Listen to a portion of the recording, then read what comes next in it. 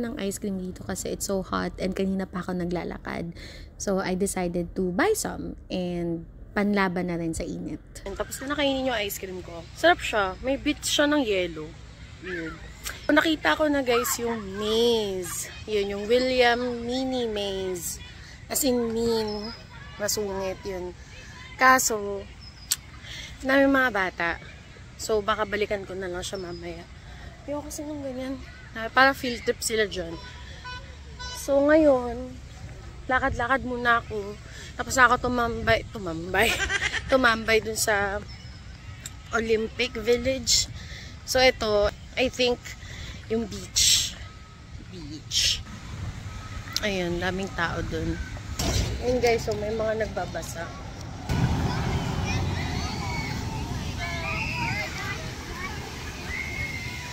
So, not sure bakit may paramedics and ambulance and stuff.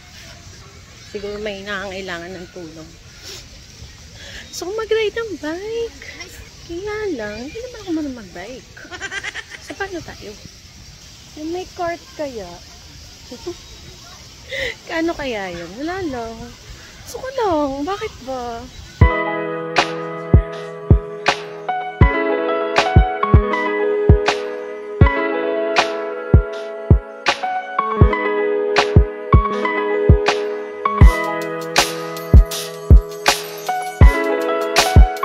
Guys, so tapos ko na makita yung view. Ang ganda. Hindi ko na alam saan ako pupunta next. Sobrang dami pala talagang pwedeng gawin dito. Para siyang all-in-one pasyalan. Isipin mo yung resort. Isipin mo beach resort. Tapos may park sa resort. Tapos may amusement park. Parang ganun siya. Parang all-in-one na yung lahat ng pwede mong gawin dito. So, hindi ko alam saan ako next pupunta. Tignan ko yung bike rental. Kung meron akong marerentahan doon na pwede sa akin. So, mag-ride or mag-rent. Kaso, ano naman mag-bike? So, anong gagawin ko doon, diba? Kaloka. Wala naman sila yung may training wheels. Ano naman ako? So, kasi mag-ride ng bike. Ang hirap mo. Ito ang hirap eh. Ba't di naman mag-bike? Ba't pa kasi hindi ako natuto mag-bike? What the fuck? Ay, naka.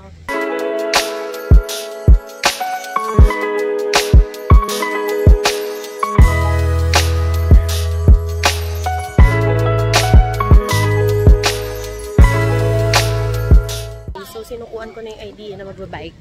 Kasi, ano lang, single bikes lang talaga yung meron sila na pwede sa akin. Dahil nga mag-isa lang ako.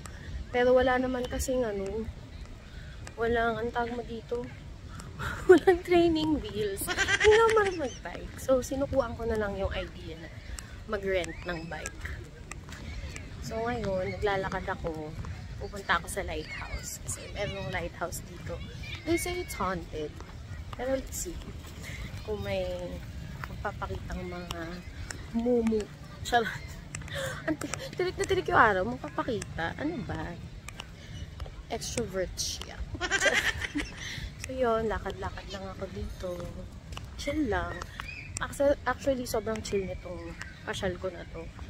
May 45 minutes na tumambay ako dun sa may village. Yung Olympic Village pa yun. Yun. Tambay lang ako dun, chill lang. So after nito, yung lighthouse, puntahan ko ulit yung maze. Mukhang wala naman yung mga bagets.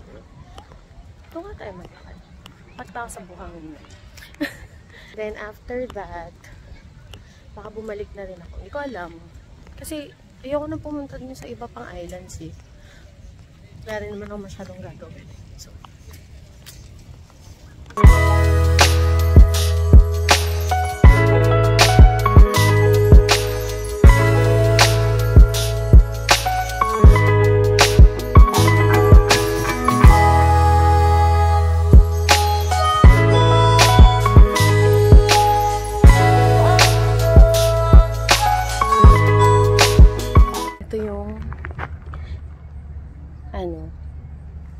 lighthouse.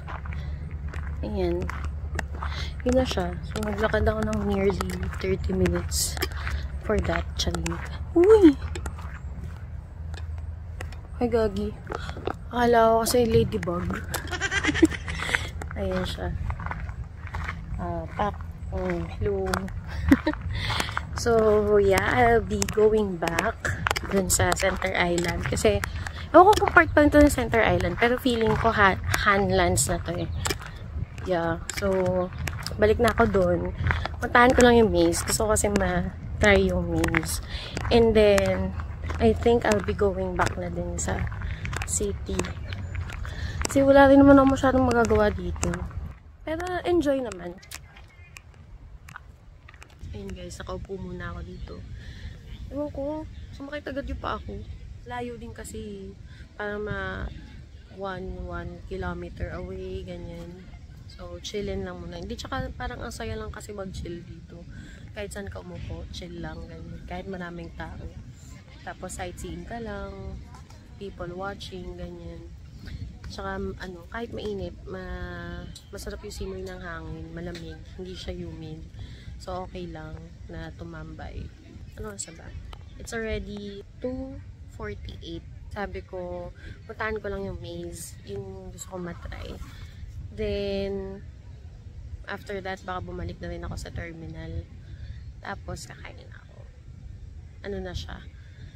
Late lunch and early dinner. Para in one na lang, diba? Hindi ka na mangangamba.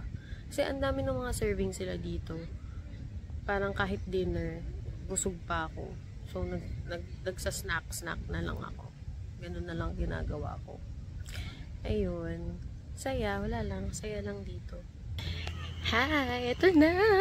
Ayan na yung maze. So, papasok na tayo sa ating William Mini Maze. Because it's mean. So, okay. Let's go here.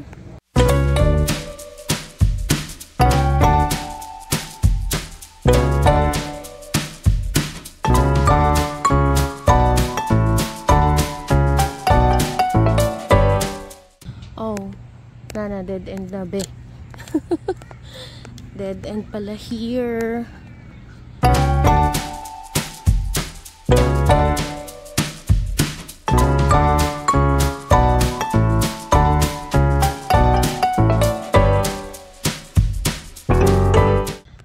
Not sure kung ano yung goal nito. Pero feeling ko doon ako sa other side dapat.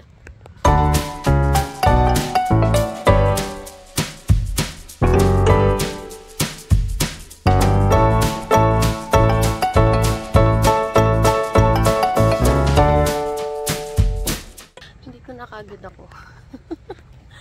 Ano ba yan? Tingnan natin. Tignan nga natin yung dulo. Ba yan? Muna ako na-challenge. Charis! Na-challenge. Oh, walang challenge, diba? Pero, dead end agad. Ayan.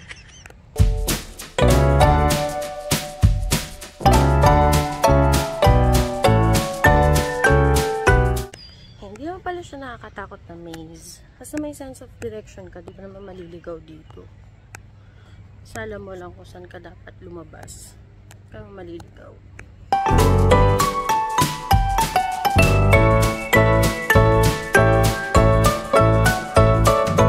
Is a maze. Oh, diba? Wala na naman. Dead end na naman si ate mo, girl. Ano ba? Dead end ng putik. Can you delete that footage of me? I know, I'm taking a video of myself. Makakapibidyohan. Sino ka ba?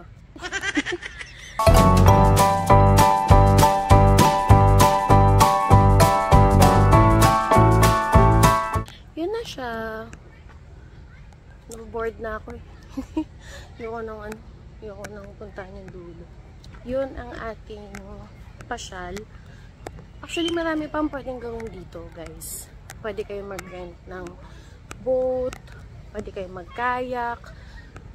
Tapos, pwede kayo mag-swimming, diba? Pero, yun, limited lang din kasi yung pwede kong gawin. Kasi una, wala naman akong swimwear. So, hindi pa na maligo sa sa beach. Kayak naman, masyadong mahal. Tapos, bike. Hindi naman ako pwedeng mag-bike dahil di ako marunong. So, medyo limited. Pero, I enjoyed my time here, guys. Ano talaga siya, for family and friends. So, if you're visiting Toronto in the summer, I highly recommend you visit, guys, this place. Ganda siya. O di kaya taga dito kayo, ganun. Punta kayo dito, sama yung mga tropa nyo, or family nyo. Good siya. Namin dito mga family sila magkakasama. Balik na ako dun sa dock. Balik na ako dun sa terminal. Kasi, ano na, 3:15 na din.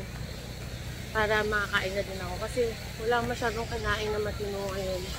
Kinain ko lang yung pizza kanina pagdating dito. Tapos, bumili ako ng ice cream. Kumuha lang ng tubig. So, there's that. Wala masyadong matinong food. Wala akong matinong lunch. Kaya, yun. Gugutom na rin ako. Kaya, balik na tayo sa city. Walking na ako papunta dun sa ferry. And ang init ngayon, pinagpapawisan ako. Ito yung summer na alam ko, pinagpapawisan ka. Pero mainit siya ngayon. Mainit yung sikat ng araw. Ayan o, mapapansin ko, pinagpapawisan yung ako. Akala ko never ako pagpapawisan dito sa Canada. Grabe. Pero, ewan ko, I love this kind of weather. Kahit napawis ka. Kasi ano, warm, sunny day. Ayun. Ewan ko, mas gusto ko kasi yung kapag maaraw, maganda yung sikat ng araw. Mas enjoyable siya for me. Eto na yung pila, guys. So, dyan ako pipila. So, mukhang nandyan na yung ferry. Yan, mukhang nandun na yung ferry. Mukhang nagpapapasok na sila. Pero, ayoko maghabol. Sure. Punta tayo sa dulo ng pila at tayo ay pumila.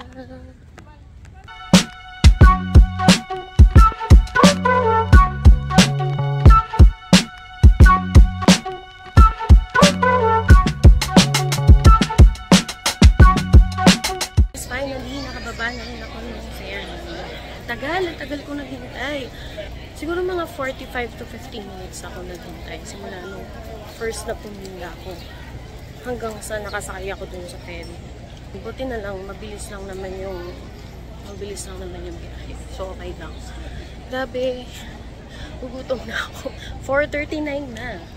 Ang huli ko pang matinong kain, I think 10:45 pa ng umaga. Tapos, kaninang mga alauna, nag-ice cream lang naman ako. O, diba? Kaya, hanggang ko na yung gutom. Kaya siguro mas pagod ako, kasi gutom ako. So, na-search ko na kung saan ako kakain. And, sasakyan ko lang ulit yung sinakyan kong streetcar kanina. And, nalaman nyo mamaya kung saan ako kakain. Jollibee. Yay! Pumunta ng Canada para mag-Jollibee. Yay!